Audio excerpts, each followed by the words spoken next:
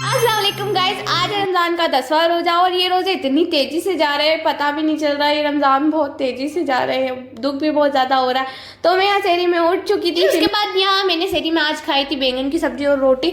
और इफ्तारी के बाद तो हम लोग खाना ही नहीं खाते क्योंकि फिर सहरी में खाया नहीं जाता, इसलिए मैं इफ्तार के बाद खाना नहीं खाती हूँ। इफ्तार में इतना ज़्यादा पेट भरा जाता है ना। उसके बाद मेरी अम्मी ने मुझे यहाँ दे दी थी चाय, तो फिर मैंने वो पी और चाय पीने के बाद मुझे इतना ज़्यादा सुकून मिलता है ना।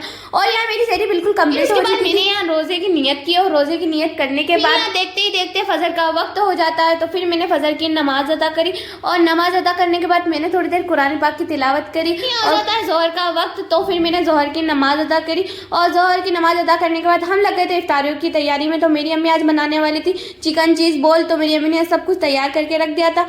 और मेरी अम्मी ने मुझे काम बताया था कि बोल मुझे बनानी है, तो मैं कोशिश कर रही थी कि मैं बना लूँ। बहुत ज़्यादा कोशिश करी पर मुझसे नहीं बन पाई। तो आखिर में तो मेरी अम्मी को मेरा साथ देना ही था, तो मेरी अम्मी मेरे साथ लग गई थी बनाने में। और मैं अपनी अम्मी के बिना कुछ काम नहीं कर सकती हूँ, मेरी अम्मी मुझे कहती है बात, और ये बात सही में भी सच है। जिस काम में अपनी अम्मी अगर साथ दे दे वो काम तो करना बड़ा आसान हो जाता है। मेरी अम्मी ने मुझे बताया इस तरीके से बनाना, तो मेरी अम्मी और मैंने मिलकर बहुत सारी बोल तैयार कर ली। इसके बाद मुझे बनाना था यहाँ पर ब्रेड क्रम्स, तो ये काम मेरी अम्मी ने मुझे सौंपा था। तो मैं यहाँ पर ब्रेड की कॉर्नर कट कर रही थी। फिर आखिर में मेरी अम्मी ने बोला रहने दे मैं ही बना लेती हूँ। फिर मैं क्या करूँ, मेरी अम्मी खुद ही काम कर लेती है। फिर मैं यहाँ पे फ्रूट कट करने में लग चुकी थी और मेरी अम्मी तो वैसे भी ये काम मुझे बताती है और ये तो मेरी डेली का रूटीन हो दिनों में। और रमजानों के दिनों में तो फ्रूट कट करने में मुझे वैसे भी आलस नहीं आता, बाकी दिनों में तो बहुत ज्यादा आता है। और यहाँ पे मेरे फ्रूट भी कट हो चुके थे। फिर मेरी अम्मी यहाँ पर तल रही थी, तलियां हो जाता है असर का वक्त, तो फिर मैंने असर की नमाज। इसके बाद मेरी अम्मी यहाँ लग जाती है चीज बोलों को फ्राई करने में। और यहाँ हमारा दस्तरखान भी लग चुका है, माशाल्लाह माशाल्लाह अल्हम्दुलिल्लाह।